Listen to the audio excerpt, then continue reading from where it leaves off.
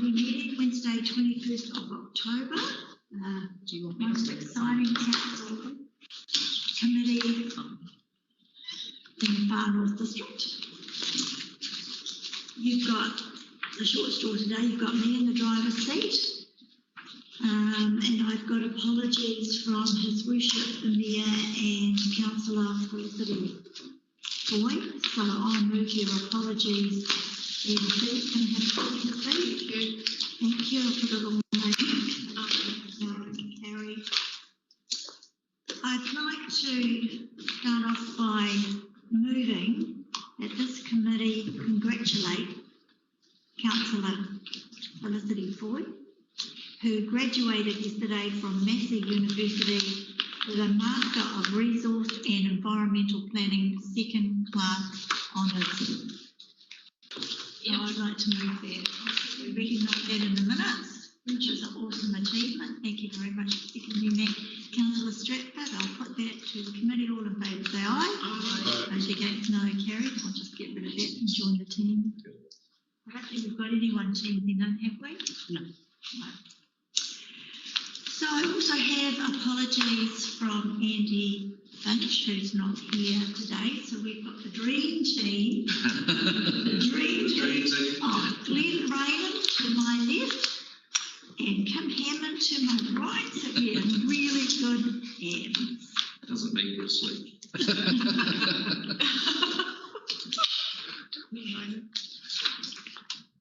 So the first order of business is confirmation of previous minutes, which is item 4.1. They appear on page 14 of your agenda. I will move the minutes as a true and accurate record. Can I have a second, please? Hello. Thank you, Councillor Beasley. Before I put it, there are a few items in there that I just would like to get some feedback on before I put them up. Not that they're incorrect, but item 5.1 and item 5.2 had items. So item 5.1, the Infrastructure Committee requested an update on the Tyre Dam at the next Infrastructure Committee meeting. And that the Infrastructure Committee meeting would like to be provided with evidence of costs that United Civil has claimed for the additional 104,000 due to COVID-19. Now, I didn't see either of those items appear in the agenda, and I have read the agenda a couple of times, so I just put you in the hot seat. Chair, we can answer both those questions now as we. Yes, please. Kelvin, would you like to update us on the United Civil claim?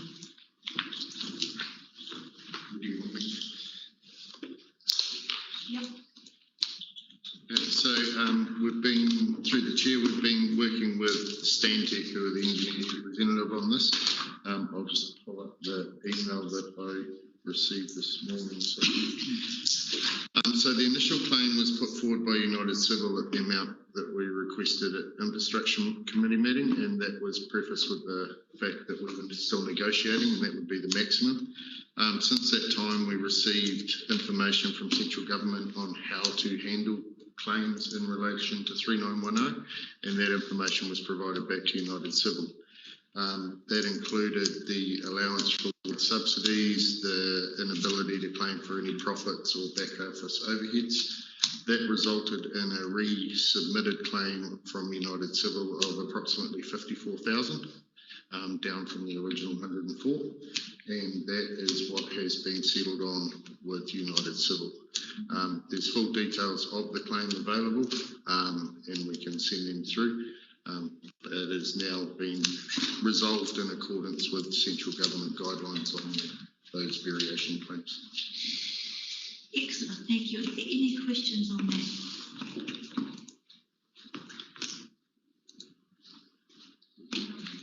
Easy. Thank you. And we have the other item, the on the Kaitaia Dam. Yes, through the chair, in relation to the Kerry Creek Dam. It's fair to say, I suppose, there was a meeting with the Untitled Trust about 12 months ago. There were lots of options thrown on the table, and it was clear that there needs to be more relationship work done with the trust going forward. The focus on officers in relation to that has been on the Sweetwater project. It was recognised that we couldn't exit the dam without the Sweetwater Board and pipeline operation. So this focus has been on that project. Any question? Yeah, one question. When you say we couldn't exit the dam without the Sweetwater being operational, is that because of the access to the water that we don't use at the dam?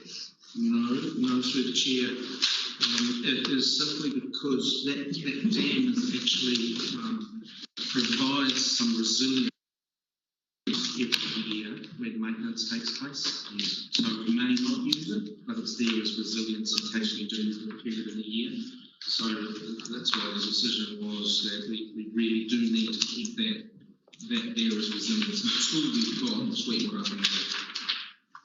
So you're right, we generally don't use that water from the dam, but it is there as a resilience factor only. When was the last time we used that water from the dam? We have used it in the last 12 months. I don't know the exact date, but I know we have used it. And What did you use it for? We used it because we're carrying out maintenance on the line, and so we used it to Provide Carlo with water? Yes, I find that hard to believe. it was only small volumes. I find it really hard to believe because that water's contaminated. It's contaminated. So that's why I find it very difficult to believe that that's correct. There's no question on that, so Councillor Hughes. So I need that information, when it was supplied, what day it was supplied and what day. It will have to be done as a request for service, but Liam will take note. So I need that. Thank you, Councillor Raddick. Councillor Hughes, do you have anything? Yeah, just a quick comment. Thank you, Glenn. Just as an emergency, then we did have some water from Tauranga. Is that still available for backup? I'm just wondering. Through the chair, no, it's not. Right. So that was a temporary 100-day agreement. Okay. That was just that drought period, similar to Lake Omapere 100-day agreement. It was just that start early with the Tauranga Board. Omapere, because we had that issue at Omapere around getting the DHB approval. It takes the notice. So one final question. You mentioned some more work is required in terms of relationship building.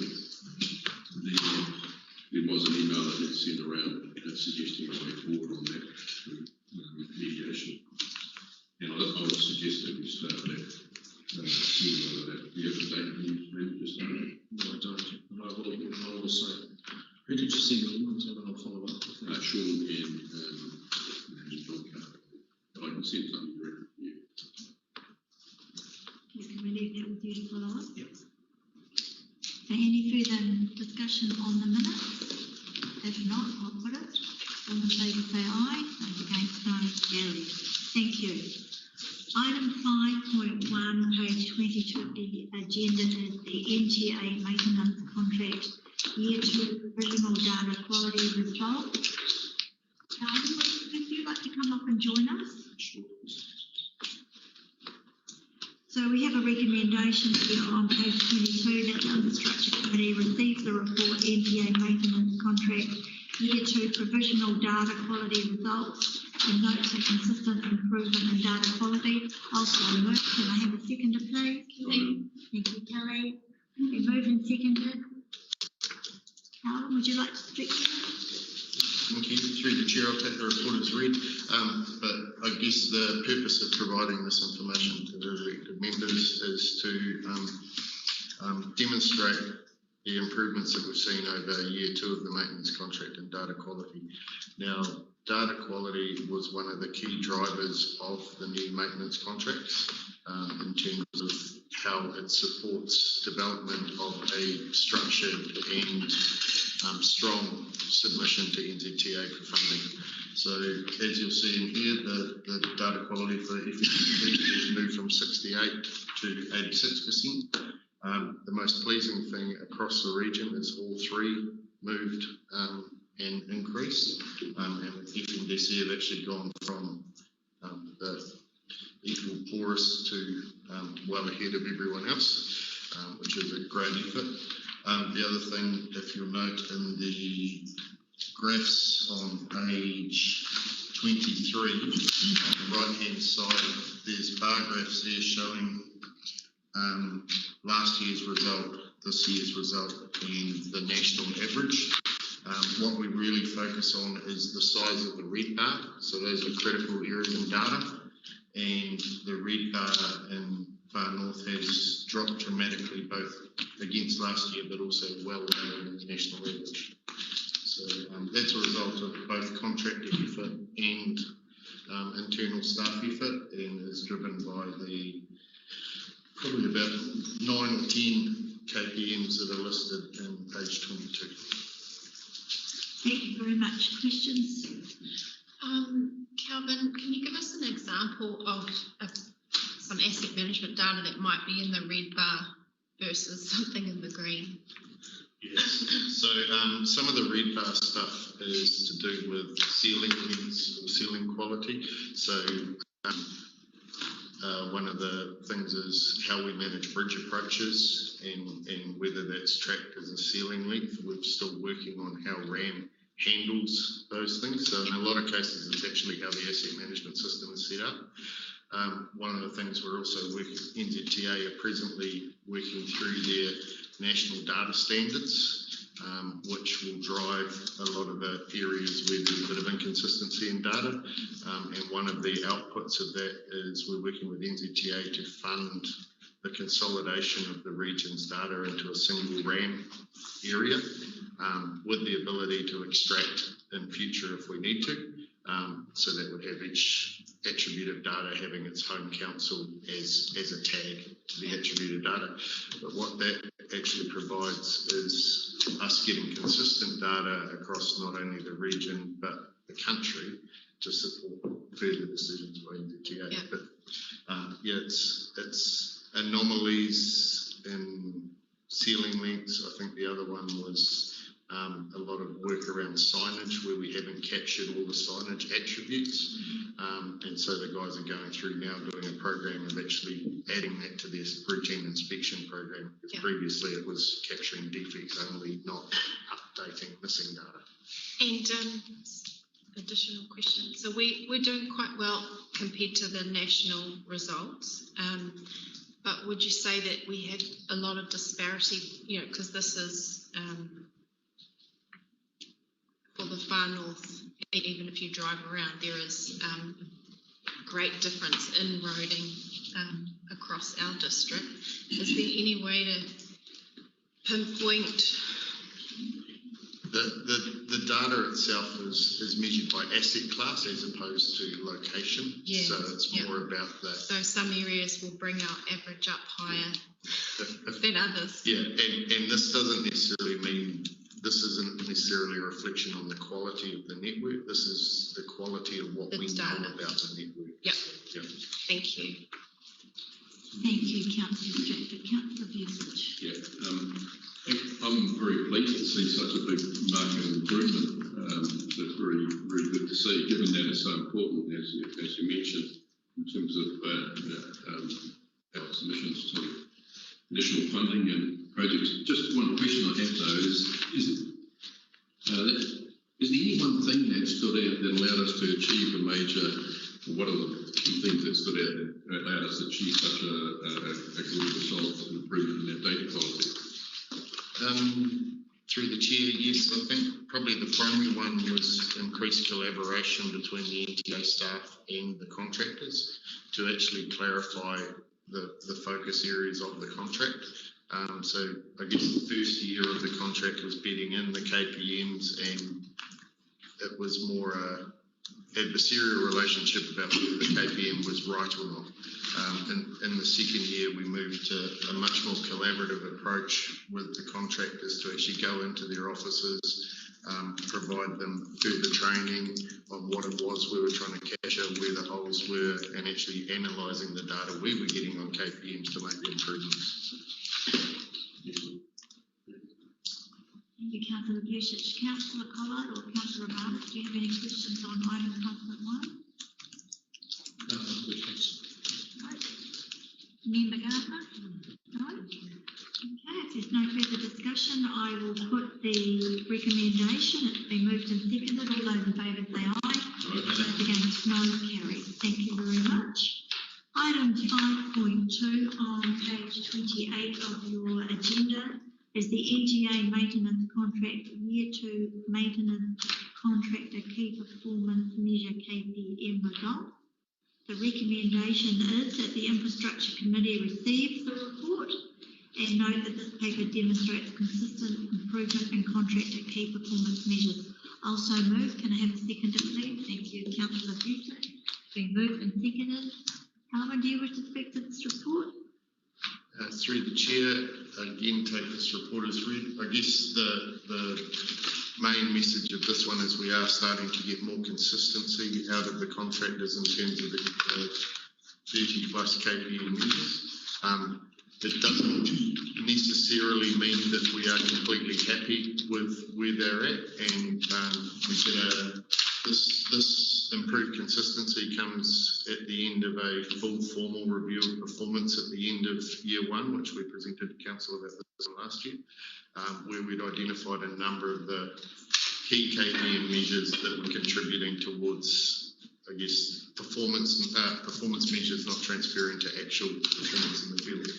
The majority of those related to completion of audits, quality of audits and response times. I guess the pleasing thing in the far north area is all 3 of those KPMs are now being consistently achieved, which effectively gives us a peace of mind that contractors aren't behaving in a way to protect their lump sum. They're actually behaving in the intent of the contract.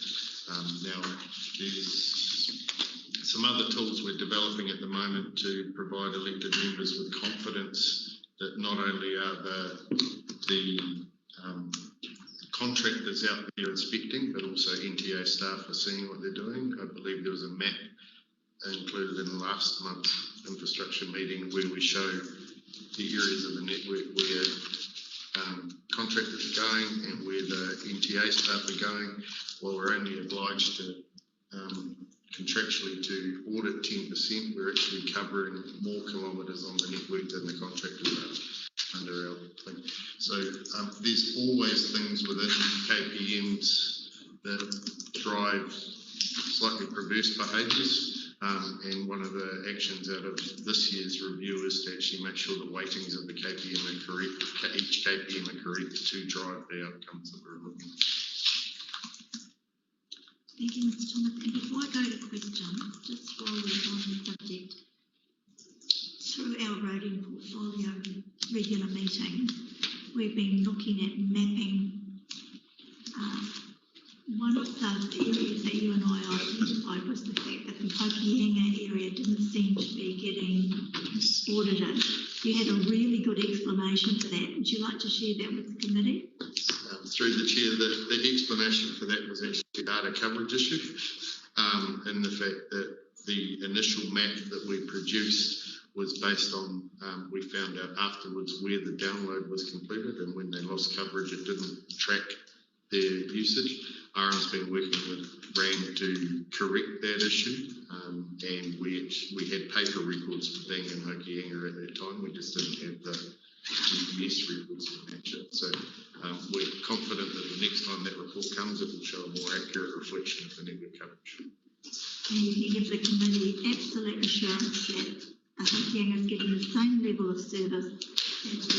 Yes, I can, and I can, through the chair, confirm that I was speaking to one of our area supervisors last week, and the one, Mike Huxtable, who's come up from Whangarei, and he has spent the last 2 weeks getting to know the Hokianga a lot better, so he's been able to do a very amount lately. So I know personally of at least one area supervisor who's spending a lot of time there.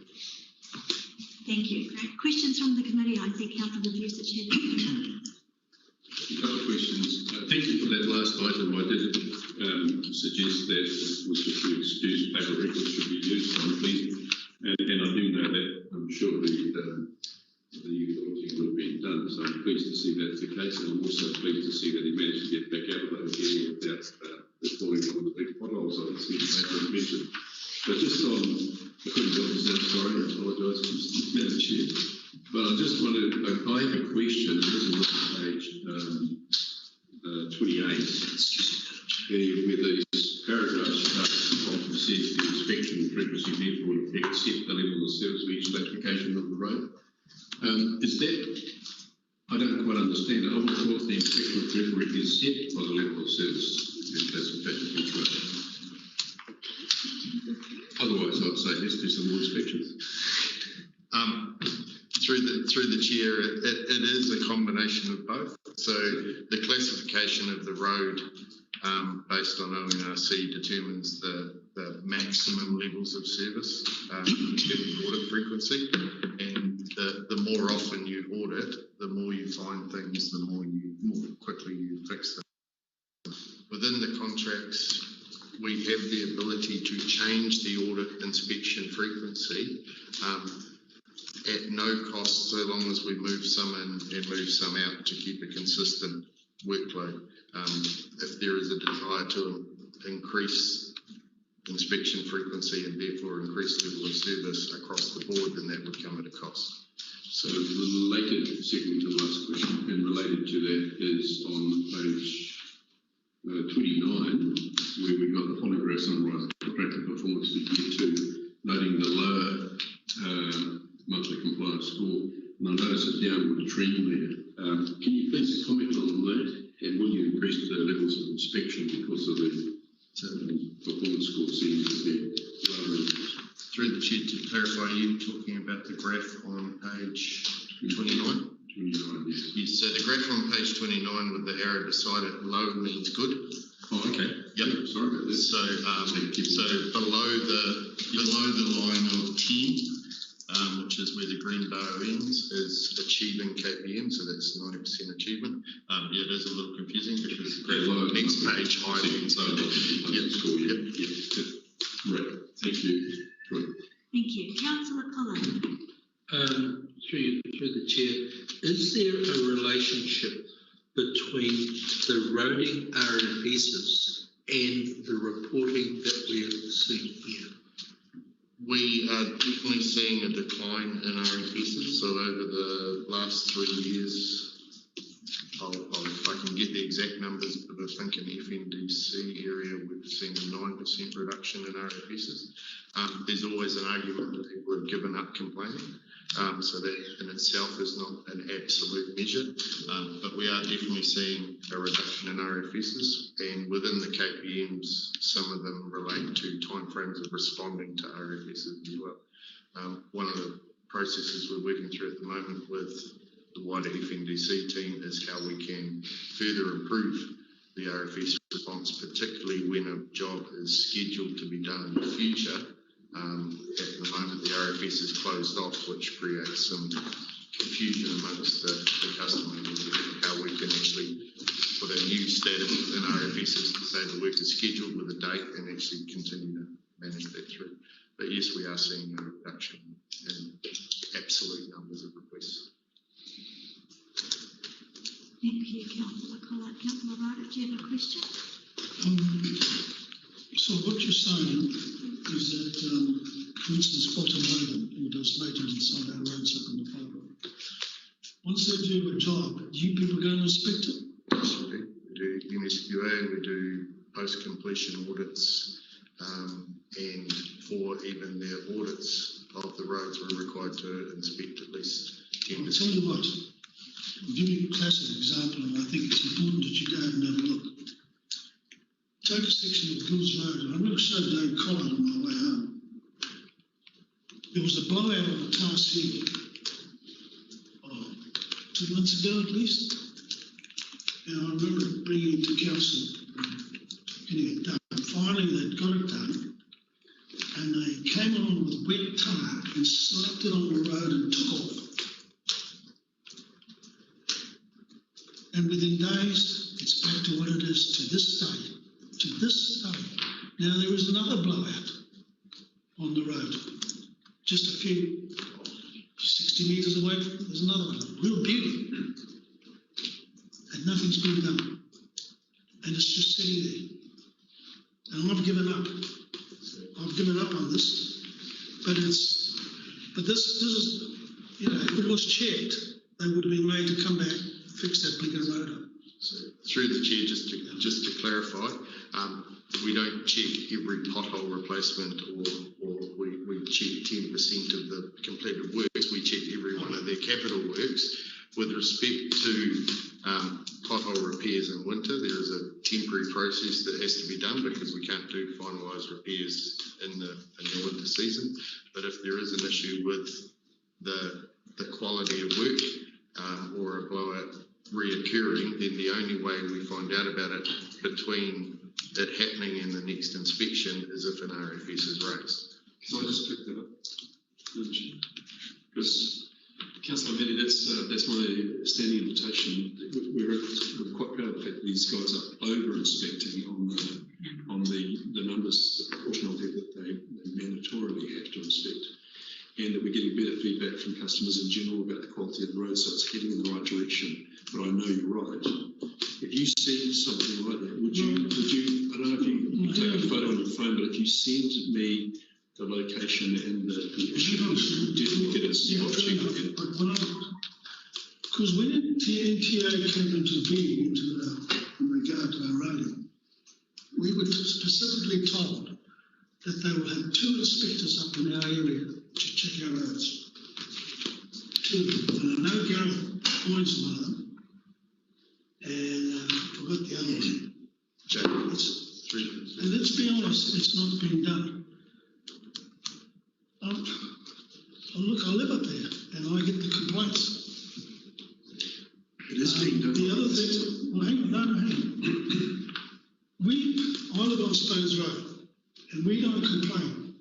We don't. It's because we think it's just a waste of time. Now we've got an area there that is, and this is what I'm going to do, and it's going to cost me money, but I'm going to do it.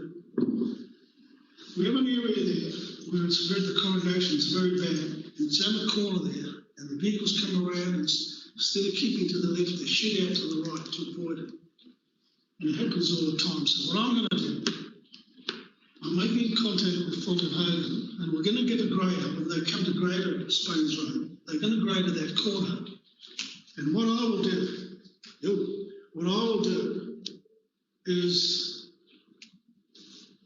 I'm going to get a truckload of blue shale from Hassans, and I'm going to put it on the road, and I'm going to have it rolled because we've got a big roll on our main farm, and get it rolled. Because I've always been fighting for blue shale, because it is the metal, and it could save us a lot of money if we use it. We've got our own dam of State Highway 10 when you turn up to Tokoroa Beach, etc. And I'm going to get that shale, I'm going to put it on, and we're going to roll it on. And then I'm going to get all the elected members about 6 weeks later to come along and have a look. Through the chair. All right? I'm going to stop this conversation right now. Councillor Radich, elected members have no authority to undertake personal works on the roading corridors, so I would strongly encourage you, if you wish to discuss innovation or trials, to take that through the appropriate forum. Just to add to that, I would recommend you take that through ARM. I'd also open an invitation for Councillor Radich to come down and view some of the trial sites that have successfully completed in the Kaipara district with the new page green metling methodology that is about to be rolled out through the heavy metling program that ARM presented to Infrastructure Committee last week. Sorry, can I just add to that, just to change what Harold said, not through Harold, through Andy. Sorry, through Andy to get to ARM. Sorry, Andy will address it.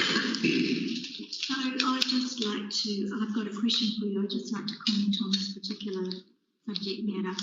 As part of the roading portfolio meeting, we are now are receiving reports of inspections. We are over-inspecting. The performance measure is 10% of the network. We are significantly over-achieving on their performance target. But I would remind elected members that there is 2,500 kilometres of network, and road conditions can change overnight. You only need a significant rainfall event, and road conditions can change overnight. Any expectation that the staff are all over every single square kilometre of the network at any given point in time would be misleading the public. We do rely on our RFSs. We do rely on the fact that there are people on the network and they're going to phone in when an adverse event is indicated on the network. So they are being inspected. I can absolutely guarantee you that they're being inspected. I'll give you an example. I was very privileged on Monday to go into the Mangamukas. I was taken in from this end of the network. I understand Councillor Fusich, Councillor Radich, the Mayor and the Delgado were taken in from the northern end. Good to see you, Anne. I had a lot further to drive and a lot more slips to navigate. So by the time I got to the main slip, you guys had all left. I was talking to the man who was driving us in. He said, I was on call. We have the knock contract. I was on call the night of the storm. We got a report from a member of the public that a tree was down. I was sent out to look. He said, I drove up the road. The rain was coming down so hard it was coming off the bank like a waterfall. We were driving underneath the waterfall. We got up to the lookout. We addressed the issue of the log, the tree across the road. We turned around and come back down and the road was gone. And it happened that fast. He said, we drove up the road. That was fine. We turned around to come back and the carriageway had gone. And I said, were you frightened? And he said, hell yes. I didn't know what was under my wheels. All I could see was the distance of my headlights and the driving rain in the dark and the carriageway gone. So it can change really, really quickly. So he was very lucky, very lucky. So I have a question, but before I get to my question, I want to go to the other side of the table and ask the ladies if they have any questions on that. No, I think this report is really, really good to see that they've all lifted their performances, Madam Chair. It's really great. Thanks, Calvin. Calvin, I've just got one question, and it was the BPMs, the two BPMs on page. For some reason, I locked myself out of my computer, so can I borrow someone's agenda? Sorry. They have a negative rating. Can you tell me why they have a negative rating? So which one was that, sorry? That was... So, number 8. Yep. And industry recognition, and number 19. So they... Yeah. They both have negative weightings. So through the chair, those are both positive behaviour KPMs. So they're designed to drive positive behaviour. So the idea of these KPMs is if you fail, you achieve the score, or if you achieve, in this case, you achieve the score. The idea is to get a lowest score as possible. So formal industry recognition or unsolicited compliments are two areas where they receive a credit effectively against their KPM scores if received. Now, both of those cases have to be validated and approved by NTA maintenance leave. It's automatically applied. So we generally don't apply it for if the guys came out and did what they were expected to do. It's the unsolicited positive feedback. Absolutely makes sense.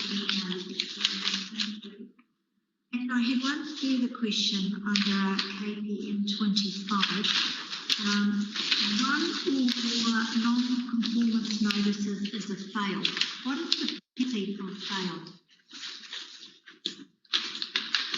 So again, with the points being a negative thing, so achieving points. So if you have a non-conformance, you have, it might be a thing in the wording, but if they have a single non-conformance, they attract 5 points, which means that it's negative towards their score, which means they have a lesser chance of achieving their outcomes. So you may notice in the graphs there's quite a dip or rise in around October, November, I believe it is, last year. And that is a result of when we completed the first year review, we identified those 3 KPM issues and actually issued formal non-conformances to most of the contractors regarding their performance, which is when they spiked up as a result of those non-conformances. The other thing is if you have the same issue repeating month on month, then the score compounds, so it actually makes it worse if they're not addressing it. Thank you very much. Any further questions on that report? I'll put it all in favour. I'll just note on chat, please accept my apologies. I'm currently attending the National Lifelines Forum. So we'll just get him to note that in chat. So the next item is item 5.3, Infrastructure Asset Management IA and August 2020. Page 33 is the recommendation. I'm going to move the recommendation of Executive. Thank you, Councillor Tretford. Awesome report. I'm now going to open it up to questions because I know we have all your questions. So through the chair, I'll take the report as read and happy to answer any easy questions. Easy.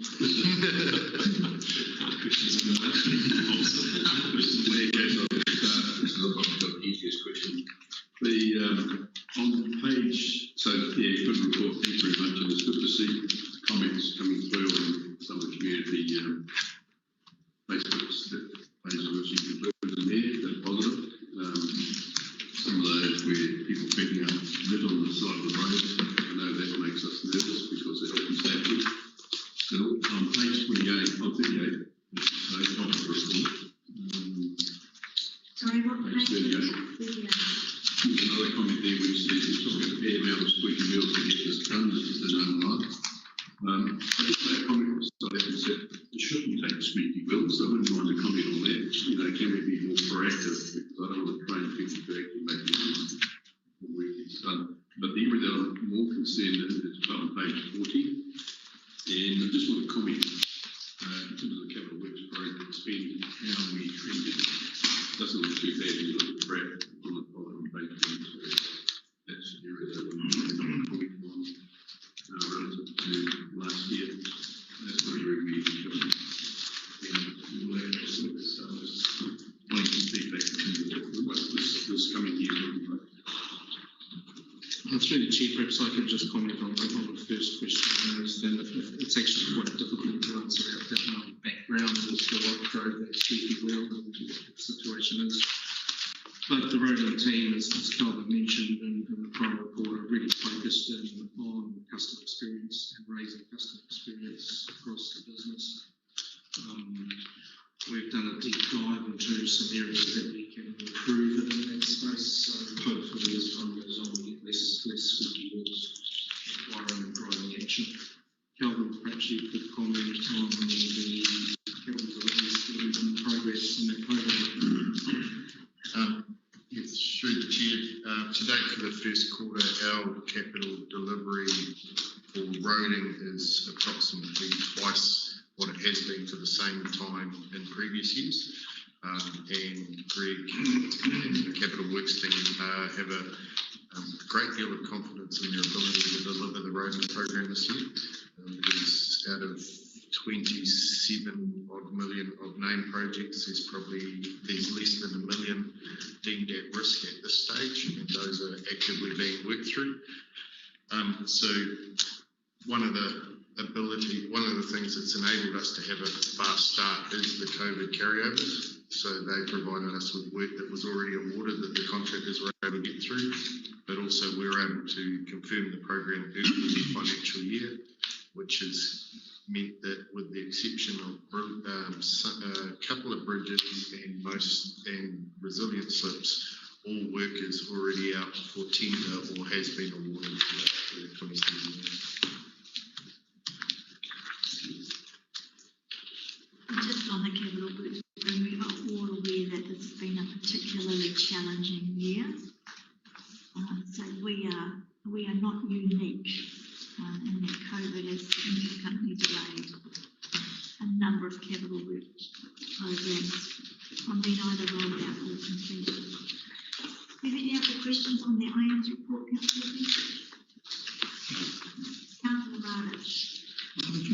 page 53, and that's regarding unsealed dust submission.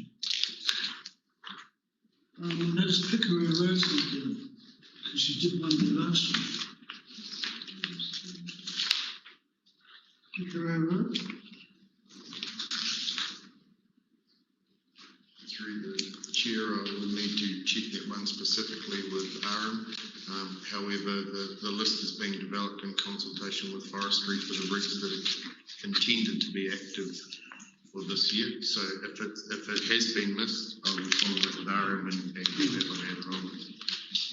The other one is Spain's Road. Now, there is definitely one within 25 metres. The others are 50 plus metres away. They've got a dust submission. I might answer that. So Spain's Road does appear on the list. That's Spain's Road. It's 3 up on the It's bottom four there. right-hand graph.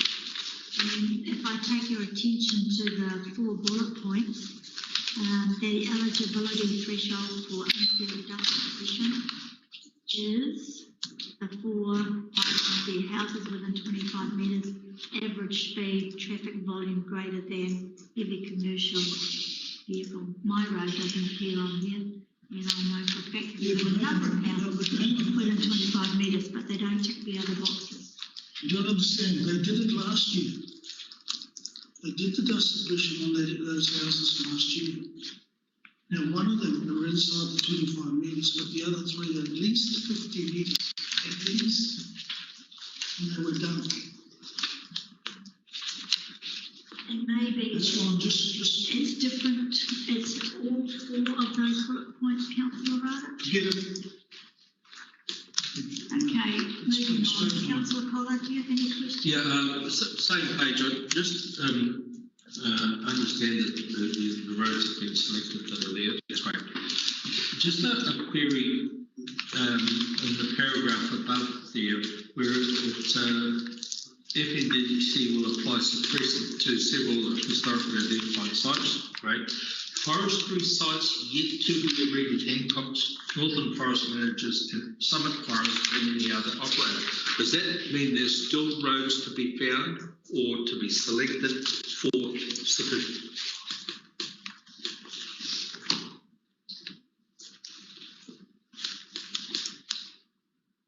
So, actually, Calvin, I was reading the wording on that one. Through the chair, I will need to go back to Aaron to answer that. I understood this to be the finalised list. What I do know is we work with the forestry companies to complement this dust suppression program with one that they fund themselves as well. So that may be referring to that, but I will need to get back to you on that. So the reason for the question is that if I'm getting inquiry from people that live on roads that are not on this list but are on forestry routes, there is still hope. Yes. Yes. I would recommend they put an RFS request in to have their road assessed. Yes. When we were developing, I might add some comments. It's unfortunate that Aaron's not here. When we were developing the Dutch matrix, we did talk to forestry, and we did know that they shift their routes. And so they voluntarily come to the table and said that we are shifting our routes. We're prepared to do our part. So that's a movable feast. So Aaron will have should have full visibility of what that looks like. Through the chair, I think the final note, just above the table, this is the list as at the 6th of the 8th, which indicates that it's a list that is constantly under review, as the chair has mentioned. I would be very surprised if any of unless a logging route was removed from one of these roads would definitely get it, but there may be others. Yeah, the reason for it, I know that there's an RFS in place already in relation to a road that's on a forestry route that is due to start. They have 2 houses and a market garden beside the road, and I think they're the only house within Kui of anything on Tahanga Road.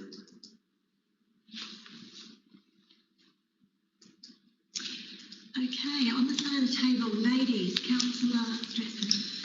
Okay, just coming back to page 40, the capital spend analysis.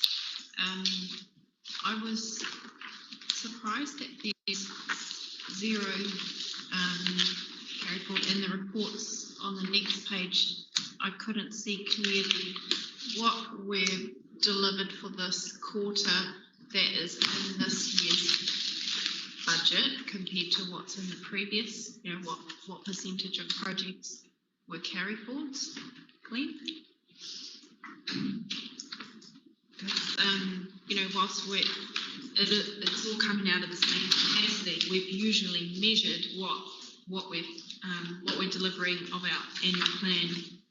Certainly, through the Chair, I think you'll find that the next IAMS business report will have an updated table that does address the carry forwards. You'll notice the date on this is 31st of August.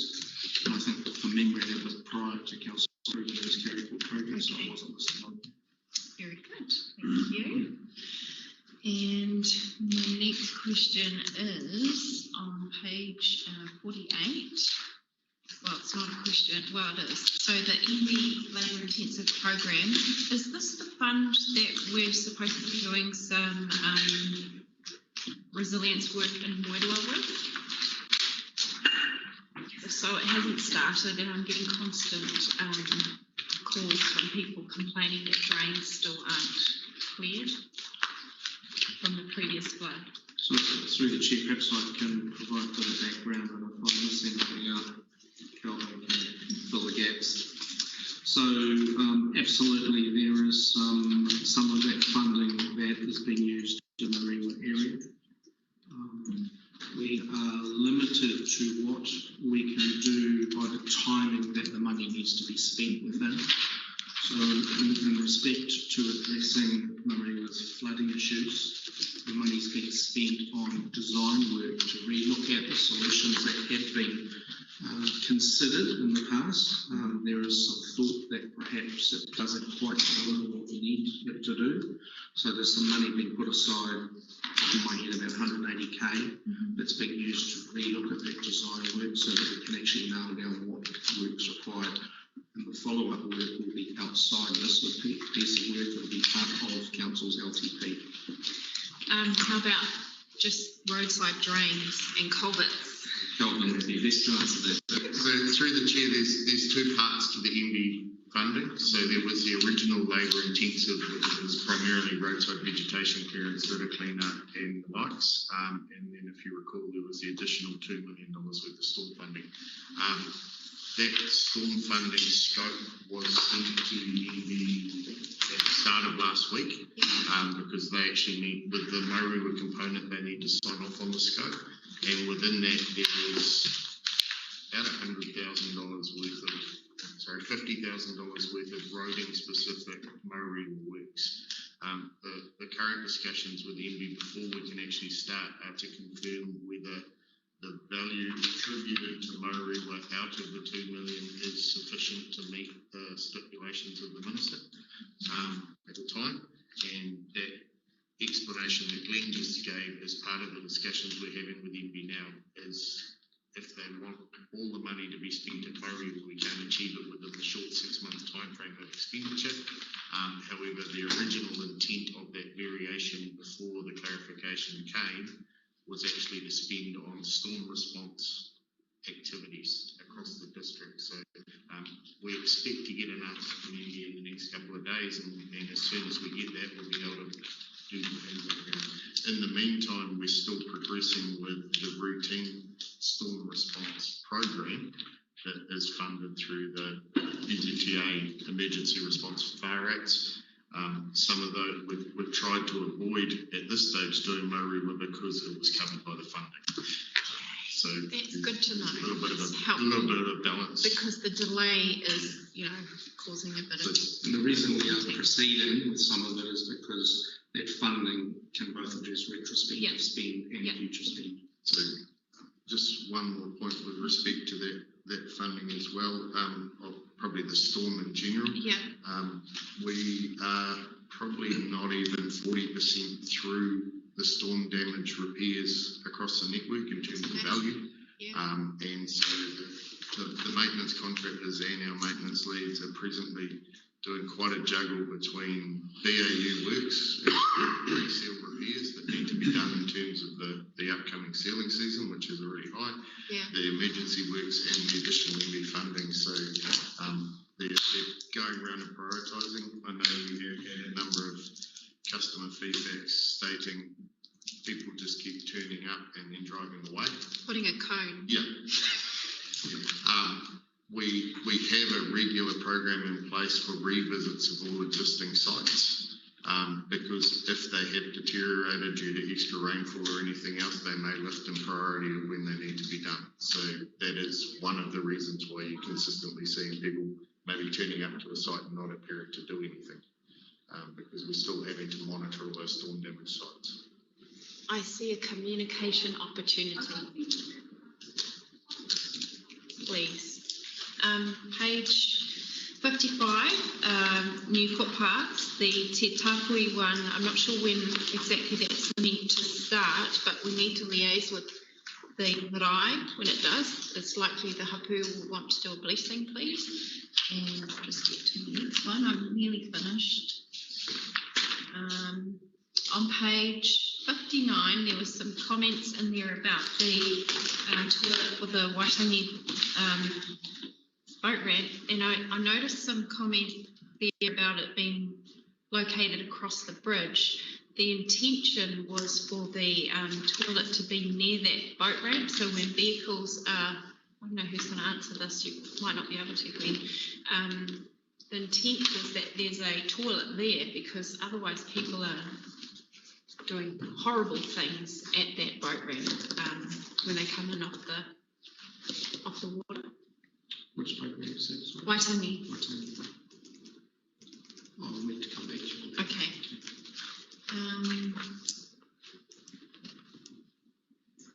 Question on the page 68, Paihia wastewater treatment plant upgrade. So we've got all the oxygenating pods installed, but there was the alkalinity factor that had to be resolved. My understanding is that that part of the project was going to be paid for with the budget that we'd underspent for the oxygenating stuff, but it's saying that we may need more budget. Just at the bottom of the page.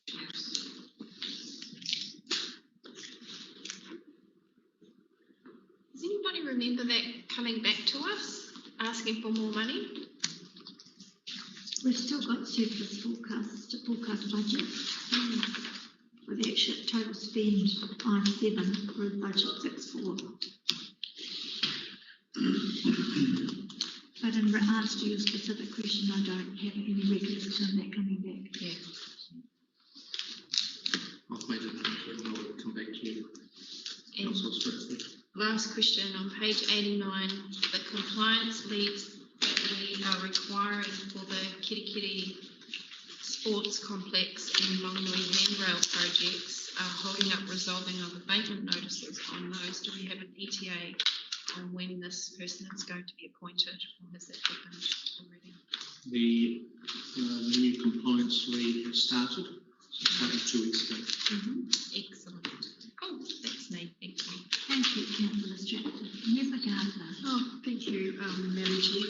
Right, on page 54 for the Tahuku footpaths, I'm just a little bit disappointed to see that the Tahuku Sports Hub footpath has been missed off.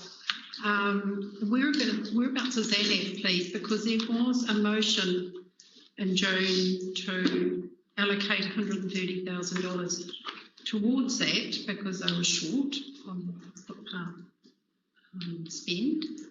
So I just would need to know where that's at, please, if that's going to be done, because I keep getting asked from the Sports Hub people when it's going to be started and completed. The other thing is just a couple of small questions.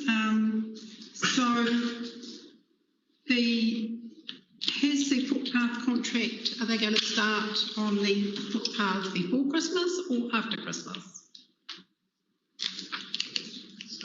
Through the chair, with respect to HICAL, we discussed that one yesterday in our monthly operations meeting. There was some initial confusion with that being a footpath within parks, so the budget wasn't previously assigned over to roading. We've now addressed that confusion and we're picking it back up to facilitate delivery of that. So we expect to see some progress on that moving forward in the coming months. With respects to the other footpath, it depends on the specific footpath. I would have to, each of them are programmed out. Some of them are already tendered and awarded. The focus at the moment is actually on completion of the MB funded missing link footpaths, because we have a drop dead date of 29th of January for completing all the work with that funding. So those have taken the focus initially of construction. But if there's a specific one in particular, I know Greg in the next IAMS report is including projects due to start in the next month. But if it's one in particular, I can find out for you when the actual. Oh, okay. I just wanted to know when they were. Was it before Christmas or after Christmas? That was all. Not sure.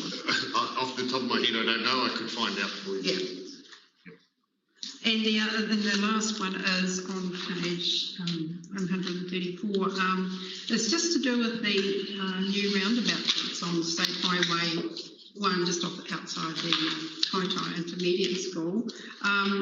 So when is that due to start? Do you know?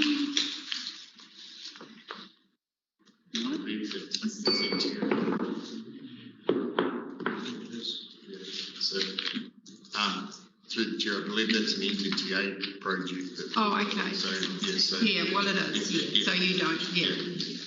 Big word bombing around about this. But yes, so I understood they were commencing prior to Christmas, but I'll need to clarify. Okay. Thank you. It's up from me. Thank you. Can I just add something to that? So there was a fatality. Was it near that area? No. Just on that, all NZTA sit reps, I do circulate those by email. So I get regular sit reps from via Steve Motion on all capital work programs for the Northland network actually. And I do send those off to mayor councillors and the 3 community board chairs. So if you have a look at those, and I do appreciate that you get a gazillion emails and sometimes you have to be a little bit selective about which one you read. Steve will identify in there the status of each project. Okay, thank you. Alternatively, they are reported by the Regional Land Transport Committee agenda. Just while I'm on that subject, you're probably all aware that Councillor John Bain from the Northern Regional Council resigned yesterday. He was the chair of the Regional Land Transport Committee, and we have just commenced the process of developing the new Regional Land Transport Plan and the new Regional Public Transport Plan. So this may or may not, I hope not, create a wee hiccup for us, but we will work through that. I have a question. All these little post-it notes are questions, but I'm not going to ask for them free. Page 79, options for round 5 submissions to TIF have been finalised and will go to the Infrastructure Network Committee for ratification in due course. Note round 5 has been postponed. And then if you turn over the page, there are 7 projects that have been proposed, and I'm assuming this is by staff. Can I just get kind of clarity on the process for bringing those to the Infrastructure Committee for ratification? I will need to contact you to apologise for that. I'll talk about that with Andy and get some answers.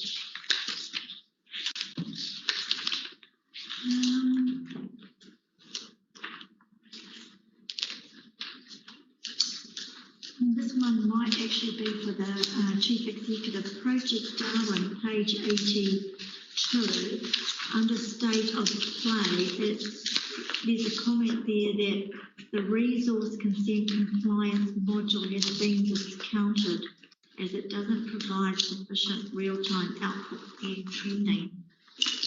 I'm just mindful that elected members are very, very conscious of resource consent compliance, and I'm just wondering what Plan B is.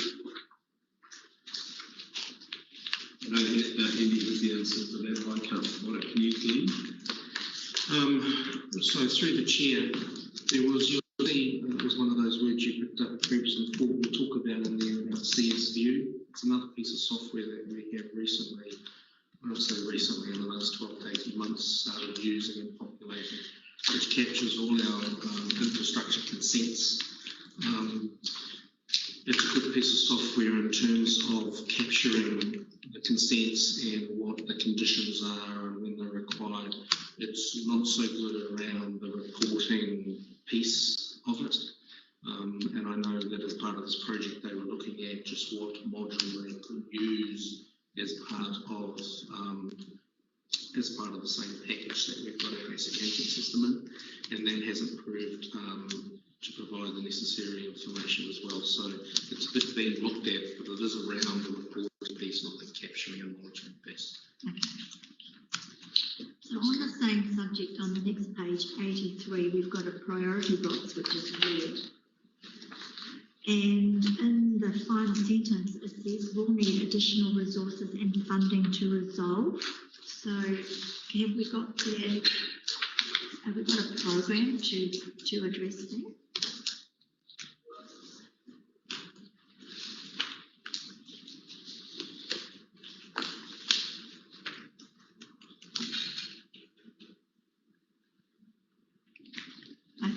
I fear I've chucked you all under the bus. No. No, I think if I'm reading that correctly, and I'm not sure why it's actually being reported in here. So as part of, as Council will be aware, we've got Council market assessors coming at the beginning of November. What we were planning to do as part of meeting with the assessors is to give a demo of the asset management system and the progress that we have made under Program Darwin, and that was going to require some IT resource to be able to pull that together to show just where we're at and how it works, and that was quite difficult while we're still trying to populate data and make it work. So that's what that's referencing. Not too sure why that's reported in here, to be honest with you, because it's outside Program Darwin per se. It's to do with, can we demonstrate how Program Darwin is tracking and what it's going to look like in the end state to the council market assessors. I've got one final question on the report, and that is on this layout sheet that doesn't have a number, but they start at 80. Oh, I think it's harder. It does. Page 91, and that's Rawene, and this is in the statement that the 2 anaerobic ponds require sludging. If this work continues to be deferred, there is a risk of non-compliance. So my question is, what is your plan of attack? I will need to come back to you, but I am confident that Rawene is on course of stuff. Someone could just, I think that might be helpful in these IANS reports. I know they're getting bigger than Ben. Yeah, so the desludging program has continued in accordance to the prioritised list that was developed some 18 months, 2 years ago. Obviously, we would make changes to that if we risk non-compliance with the pond ahead of that. And I need to check whether we're changing plans to address this or whether this is already dealt with in the plan, and I'll confirm that. I could add. It's got a little green dot, and I'm strongly encouraging the public to read this report. It's a fantastic report, so it would be, I think, helpful if we said what our plan is. Green dots are good, remember. Green dots are good, but red dots are no good. But I don't think it should be a green dot. Okay, so that's question in regard to item 5.3. Councillor Clark. Just one point of clarification on the topic earlier discussed, the Kaitaia Aomori intake improvements on page 73. And we spoke about the Carry Dam being the resilience for the Kaitaia water supply, but here it identifies key project risks. Intake is the only supply to Kaitaia, and either is or it is not. The resilience for Kaitaia water. This here identifies the river as the only place we can get water from. It's the only supply. That's What you had picked up is the fact that you're right in that reports, but the Aomori is the only supply that will actually service Kaitaia. Yeah. The Carry Dam would not have anywhere near the water to source Kaitaia.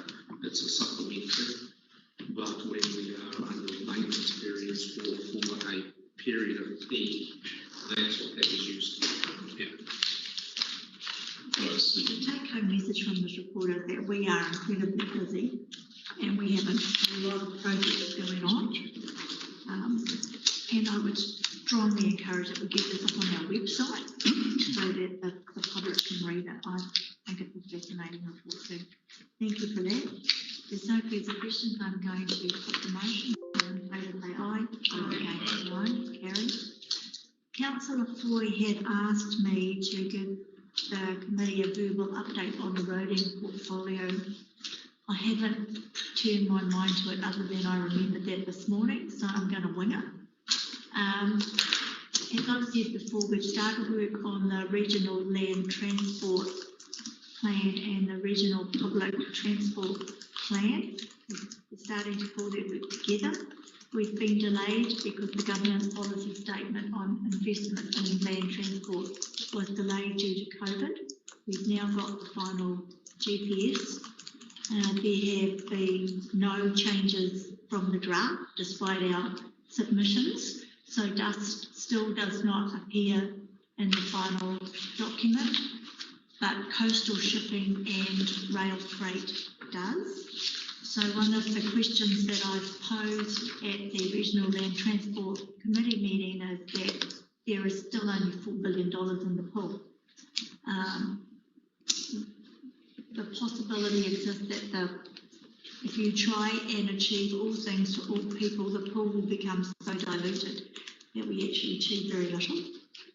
So as part of the regional plan, it would be really good, I believe, to get an idea of what the district's priorities are and what the regional priorities are. And to help us inform that position, we are going to invite representatives from coastal shipping and representatives from rail to present to the Regional Land Transport Committee moving forward. As we speak, there is a survey out, Richard, on the buses. Would you like to comment on that? Yes, it will be going on, I think, today, and we're running newspaper adverts of the Lake Chronicle, Morning News, and National Age until the survey closes at the end of November. The purpose of the survey is to find out from the residents of Farnborough what their needs are for public transport, and that will help us inform the public transport plan moving forward. What else do I need to? So can I have a copy so I can distribute it? Can you circulate the survey? Just trying to think what else I needed to tell you on that. The timeline for consultation is exactly the same timeline as consultation for LTP. So I might have to abandon you at times because I'm your only representative on the Regional Land Transport, and there's 9 of you to carry the load, 13 of you to carry the load up here. So if I'm not here during the New Zealand LTP deliberation, please know that I'm not abandoning you. I'm down there fighting the good fight for our roads. What have I missed, Carmen? Probably just the first draft of the AMP submission went into NZTA. Yes. On the something of September. So they're going through the moderation process, and we expect to get feedback on that prior to Christmas. So yeah, I think we have our next portfolio meeting on Friday, which is... We do indeed. So yeah, I've got a note here from the Chief Executive. Would the Chair like an update on chivalry? And I think we probably all would, so I'll get to that in a minute, but we'll just take questions on roading because we've got time. I thought I was going to do with 3 waters. Oh, any questions on roading? Just a quick question.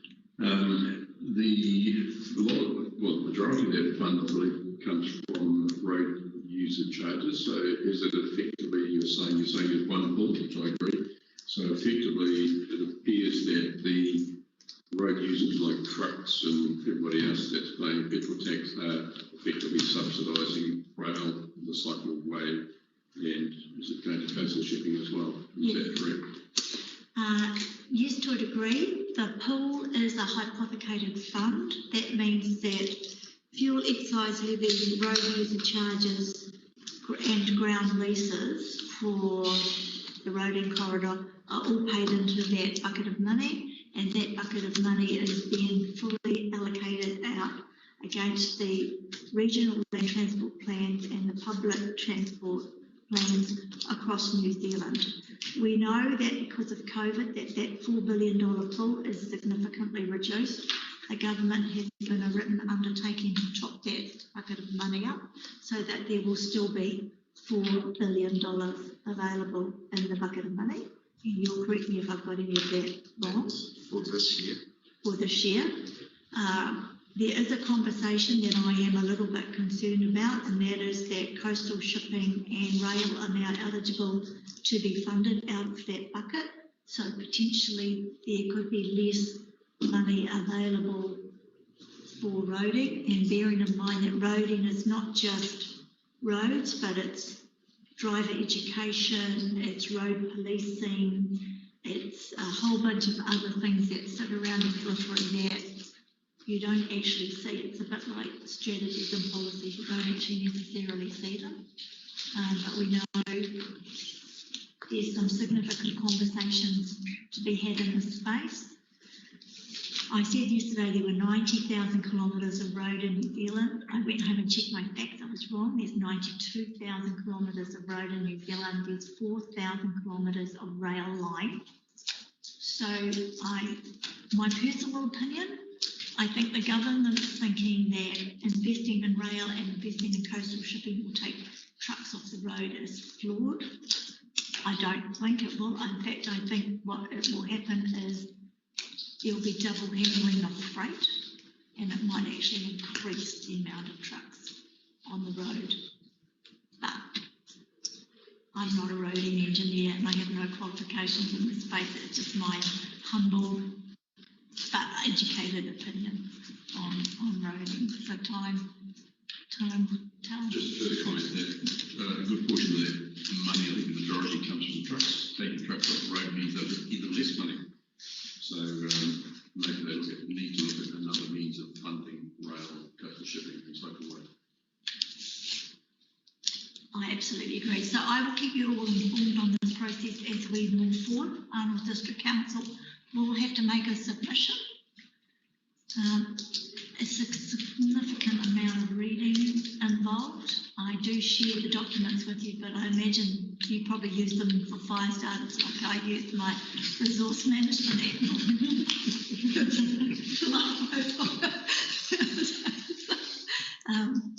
think it's enough from me from roading. Kelly's going to brief us on Three Waters, and then we'll go to the Chief Executive for shovel reading. So yes, I'm meeting with Glenn and Andy at least monthly, and they're really productive meetings. We cover off a whole range of wastewater or water discussions, and our meetings range in time from half an hour to an hour or a bit longer. And I think that's really productive.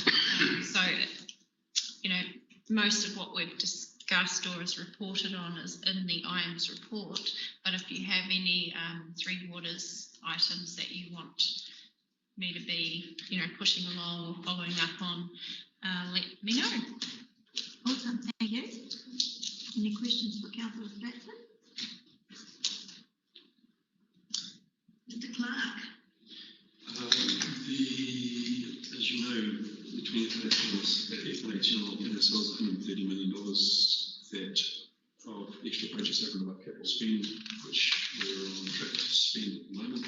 The contractors forum was run by the team. I hope some of you got a chance to look at the video that went together. I sent that to a couple of government agencies who are using it extensively. It's a good show-off piece for what Wellington policy looks like on the ground in their eyes. It wasn't by design, I have to admit, but it's a great piece of communications work from councillors. It's turned out so a good reflection on your operation. There are 22 projects that we have a council interest in. So, 3 categories. One is we own them because we applied for the funding. Second category is that we're significant contributors. Number half of the example applied for by someone else, but we're in for $2.1 million of the 9. And the third category, which is around support only, the Taha sculpture, where we've got one part to roll. Across those 22, the big race last week, and this has been to get as much reversibility introduced as possible. Now that the Labour Party has got a fairly clear mandate, there's a concern that ministers may have their warrants by the end of next week, and that would be the first threat for someone to stand up, the Treasurer, namely Minister of Finance, mainly, to say all funds are on hold and under review. And everyone's worried, of course, that some money will be pulled back to the centre and maybe reallocated on some other basis by a new government. So we're flat out trying to get funding agreements done, and the current total out of the 22 is that 9 are signed now by both parties. 8 are imminent, and I mean to the point that some have been signed by one party, just waiting the second signature. And 5 are still in progress. 3 of those 5 are with FMHL, with the jetties, Unahi and so forth. And the others, Plaza, Lindbach Park. I was talking to Justin Blake this morning, talking about that, the Taha sculpture and the Kerry is still not closed up. So there's still some threat there, but actually some quite good progress. The next layer is to try and get some contracting signed up and possibly some shovels in the ground to make these things even less reversible. There is threat. I can't imagine that we're not going to lose some money, but pretty good progress on what we've tracked as necessary to secure the money. And the process for this is not primarily here, but a group which I assume you'll have some thoughts about from the chair in terms of your relationship with it. And there's 4 councillors who are on a monthly meeting on a Friday, which would review all 22 projects, not from a controlling point of view, but certainly from a governance oversight. Bearing in mind those 3 types of projects, only one of those types is our own ownership. Our aim as staff would be through at least a verbal report on any key issues across the suite to try and keep governments well and truly informed. So that's the thing. That's all. Thank you. And for the members that are not on council reviews, such as we're excited in this committee, there is a very good report in the agenda this afternoon. So, any questions for Sean? Those a bit outside the journey, but we've got a lot of time, so I'm comfortable with it. Okay, I'm just going to go around the room now because you've got opportunity now just to say, because infrastructure, is there anything? You've got to count thousands. I'm going to start counting. Would you like to add anything?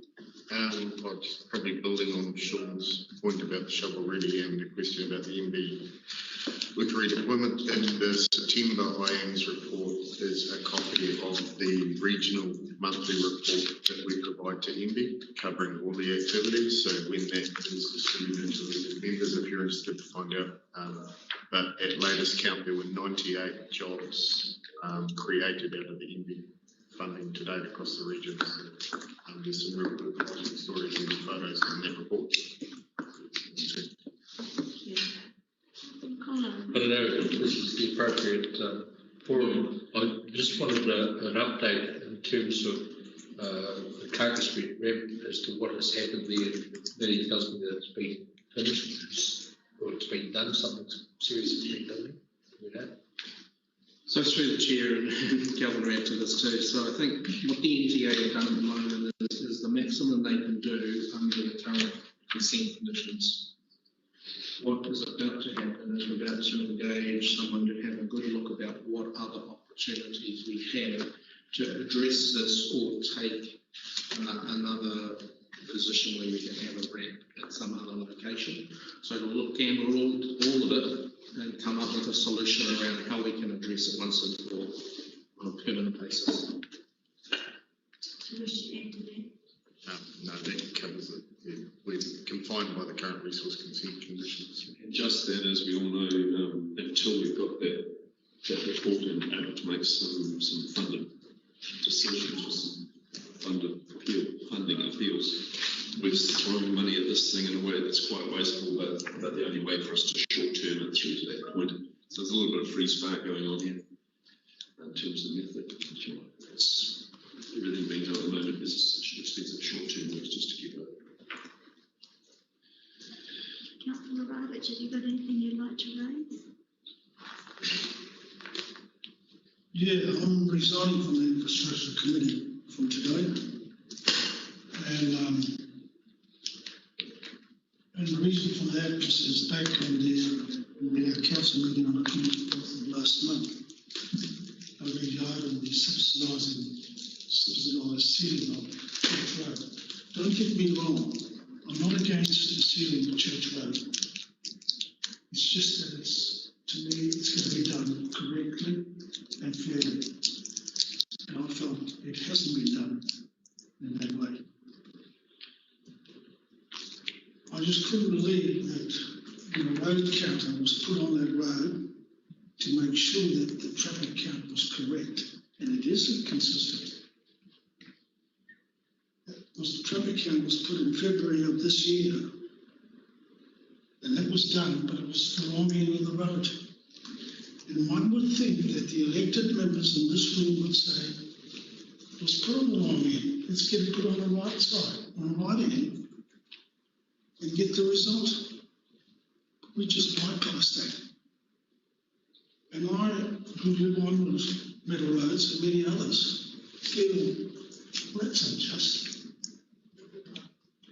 And I received I got an email somehow from you, Ed, in January of this year, where you even said a road counter is to be put on that road because of the inconsistency of the traffic data. And I just, it was the wrong end. So it's pretty simple. You do it again and put it at the right end. And yet you elected members, no, I don't have it through me. You want a battle?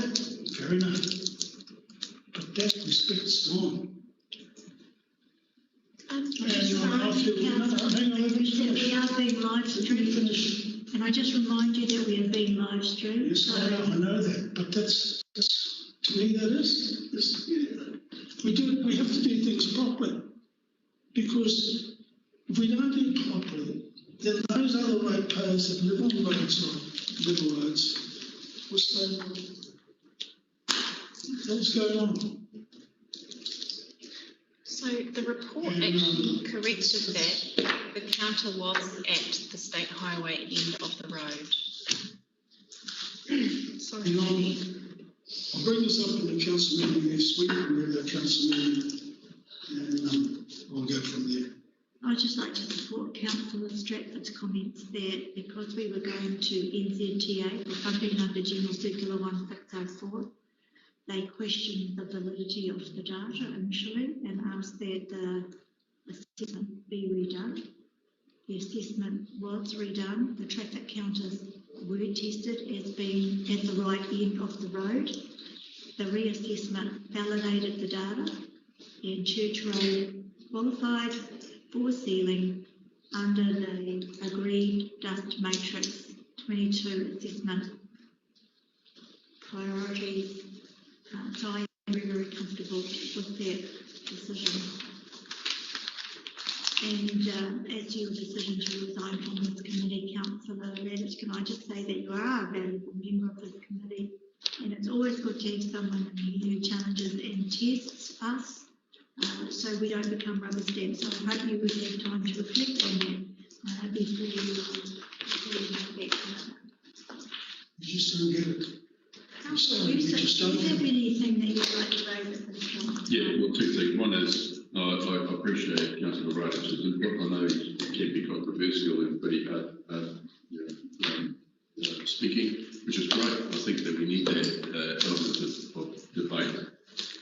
Can I also add that we only recently started this matrix, and there's always data that can change the layout, and it takes time to get that correctly. But I agree with the matrix and the process. And over time, I hope that we have a very good tool to look at if you like, an unbiased view of what road meets the conditions in terms of setting the limited funds we have. So, I don't make any apologies in the station they exist, but I think that's something that we are willing to improve. Thank you. And on Nicola, do you have anything you'd like to? No, except that I would just personally urge the councillor to reconsider his resignation. He's valued on the group. I understand his frustrations, but I don't want to lose contact with his frustrations, and I don't expect an answer from him, but he's appreciated there, and we're really hoping to think that was... Brains Trust? Nothing from me today. I'd just like to say there's always days where we go home and think we haven't done our best work. There's always days when we might look in the mirror and think it might be easier being a member of the outside than on the outside throwing rocks than being on the inside. But 68,000 people will be able to be there today and put our best foot forward. And when the going gets tough, it's our job to hold each other up when that happens. So, Maddie, we are here for you. Come, do you want to add anything? Through the chair, no, just a reminder that there is the combined community board workshop meeting tomorrow that we are looking forward to seeing some of you at. Are you looking forward to seeing councillors there? Councillor Stratford.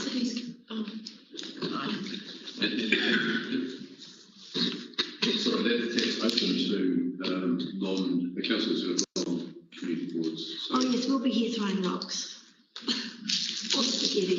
I'm getting rocks thrown at us. I wondered if the red stuff on roads had been resolved. I've seen a really big, long report, read it, and I don't think that residents are happy. So, as I understand it, RM met with them on site last week. Had a number of conversations with it. There's been a number of responses to the various questions. I don't know if we've resolved it to the residents' satisfaction, but we are comfortable that we're proceeding with the putting down of material that's compliant with not only the contracts but best practice in New Zealand standards. So RM's continuing a conversation through CE's office about the issues. Further question, are WDC and Kaipara District Council using the same? They're using the same blend. Okay. So it may not be the same material, but it's the same blend, and it's related to that page green methodology, but it is dependent on what quarries are nearby and what they produce. But the reality is, for the page green, there is a greater element of clay type material in to bind some of the fines together on the running course. So and then it actually becomes more critical in the time of year when you put it down, because we had an issue in WDC where we put it down and it rained the next day, and if it hasn't bedded in, it does slush. So, Okay, awesome, thank you. Yes, through the chair, thank you. Just ensure that the someone comes back to me about the Te Huku Sports Hub footpath, please. Thank you, to see where it is. And Matty, we need you on this committee. Please reconsider. We need you here. I called them the three wise men once, and they all laughed, but then I called them the three stooges. So now, what do they come up with now? The three stooges? The three what? The three musketeers. Three amigos, Chair. The three musketeers at the end. You got anything you'd like to add? We'll start with you, Mr. Sergeant. None of this time. No? Dr. Mybu, nothing? The first point, Chair, glad there's no dogs in here today. Was that live streamed yesterday? Did the Yes, world you couldn't that? see that, but you can hear it. You can certainly hear it, yeah. Just a couple of points, if I could. Refer to the point that you made, Chair, about this 2 reports on the ARF committee this afternoon, which pertain to discussions that we're having. And there's the tender panel quarterly information report, and then there's the risk assessment report for externally funded projects. If I could just take this opportunity to say that there's been a lot more pressure, obviously, on the work of tenders, given the amount of projects that we have on. If I could, with Glenn sat here, if I could thank Andy and Glenn and David and the team for all the efforts that they're putting in, along with my staff. And by working closely together, we've got a real good chance of delivering a great result for the council and the community. Nice. We'll go to you last but not least, Richard. Have you got anything you'd like to add? No? Okay, guys. It's 11 o'clock. I'm going to close the meeting. I'd just like to thank you all very much for your attendance and participation today, and you can all take comfort that Councillor Foy will be back in the hot seat next month. Awesome. Thank you, Anne. Well done.